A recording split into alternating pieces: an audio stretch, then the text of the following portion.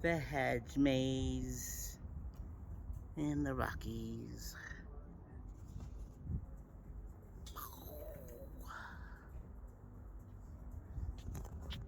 Okay. Yeah, actually. Go.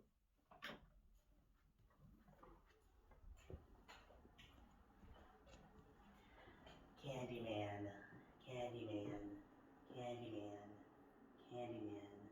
I'm not gonna do it. I'm not gonna do it. Let's get out. Let's go. Beetlejuice. Shazam. Lunar module safely and smoothly to the historic landing yesterday at 4:17:40 p.m. Eastern Daylight Time. Oh, you know what?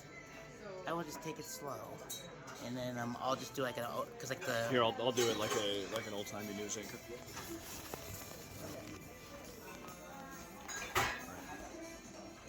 Two Americans, astronauts of Apollo 11, steered their fragile four-legged lunar module safely and smoothly to the historic landing yesterday at 4:17:40 p.m. Eastern Daylight Time. Neil A. Armstrong, the 38-year-old civilian commander, radioed to Earth and Mission Control Room here. Houston, Tranquility Base here. The Eagle has landed. The first men to reach the moon, Mr. Armstrong and his co-pilot, Colonel Edward E. Buzz Aldrin Jr. of the Air Force, brought their ship to rest on a level rock-strewn plain near the southwestern shore of the arid Sea of Tranquility. About 6.5 hours later, Mr. Armstrong opened the landing's craft hatch, stepped slowly down the ladder, and declared as he planted the first human footprint on the lunar crust, "That's one small step for man, one giant leap for mankind." His first step on the moon came at 10:56 and 20 seconds p.m. as a television camera outside the craft transmitted his every move to an awed and excited audience of hundreds of millions of people on Earth. Tentative steps test soil. Mr. Armstrong's initial steps were tentative tests of the lunar soil's firmness and of his ability to move about easily in his bulky white spacesuit and backpacks, and under the influence of lunar gravity, which is 1/6 that of the Earth. "The surface is fine and powdery," the astronaut reported. "I can pick it up loosely with my toe. It does adhere in fine layers, like powdered charcoal, to the sole and sides of the boots. I let go in a small fraction of an inch, maybe an eighth of an inch, but I can see the footprint of my boots in the treads in the fine sandy particles." After 19 minutes of Mr. Armstrong's testing, Colonel Aldrin joined him outside the craft. The two men got busy setting up another television camera, and from the lunar module, planting an American flag into the ground, scooping up soil and rock samples, deploying scientific experiments, and hopping and loping about in a demonstration of their lunar agility. They found walking and working on the moon less taxing than had been forecast. Mr. Armstrong once reported he was, quote, "very comfortable." Awesome. The entire thing? Oh, I'll read those last 3 paragraphs. Did you get out? Since they're short. Ancient dream fulfilled. It was man's first landing on another world, the realization of centuries of dreams, the fulfillment of a decade of striving, a triumph of modern technology and personal courage, the most dramatic demonstration of what man can do if he applies his mind and resources with single-minded determination. The moon, long the symbol of the impossible and the inaccessible, was now within man's reach, the first port of call in this new age of spacefaring.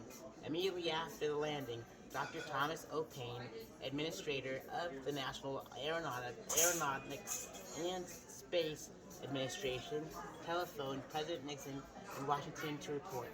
Why didn't they just put NASA? Huh? All right. Mr. President, it is my honor on behalf of the entire NASA team to report to you that the Eagle has landed on the Sea of Tranquility and our astronauts are safe and looking forward to starting the exploration of the moon. The landing craft from the Apollo 11 spaceship was scheduled to remain on the moon about 22 hours, while Colonel Collins of the Air Force, the third member of the Apollo 11 crew, piloted the command ship Columbia in orbit overhead.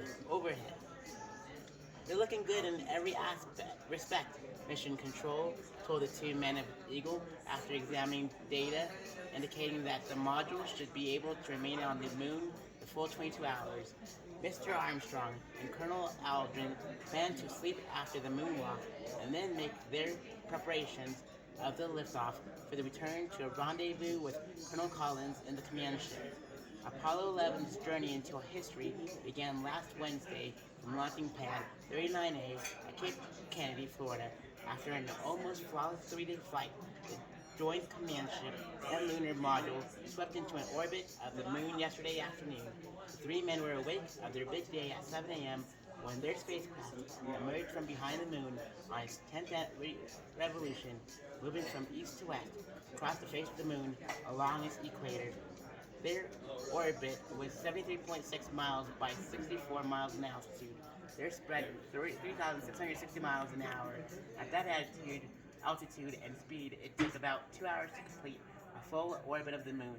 The sun was rising over their landing site on the Sea of Tranquility.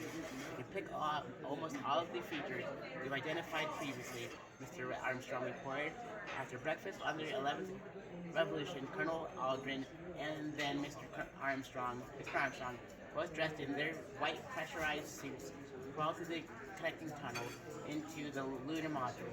They turned on the electrical power, checked all the switch settings on the cockpit panel, and checked communications with the command ship and the ground controller.